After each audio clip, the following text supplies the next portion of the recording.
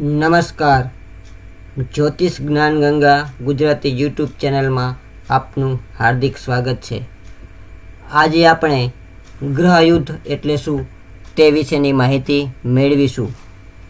જ્યારે કુંડળીના એક જ ભાવમાં એક કરતાં વધારે ગ્રહો રહેલા હોય અને તેમની વચ્ચે એક અંશ કરતાં ઓછું અંતર હોય તો પરાશર ઋષિના મતે એ બે ગ્રહો વચ્ચે ગ્રહયુદ્ધ થયેલું ગણાય છે. ગ્રહયુદ્ધમાં સૂર્ય, ચંદ્ર, રાહુ અને કેતુ ભાગ લેતા નથી. માત્ર ભૌમાદિ 5 ગ્રહો જ ભાગ લે છે. મંગળ યુદ્ધ અને પરાક્રમનો કારક હોવાથી ક્યારેય પરાજિત થતો નથી. ગ્રહયુદ્ધમાં જે ગ્રહોના અંશ ઓછા હોય તે ગ્રહ પરાજિત થયેલો ગણાય છે અને તેને દક્ષિણ તરફ જતો અને જે ગ્રહોના અંશ વધુ હોય તેવા જીતાયેલ ગ્રહને ઉત્તર તરફ જતો ગ્રહ ગણવામાં આવે છે.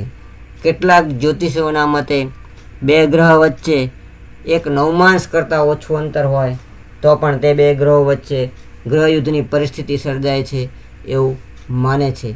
આ ચેનલને લાઈક કરો, શેર કરો અને સબસ્ક્રાઈબ કરો. નમસ્કાર.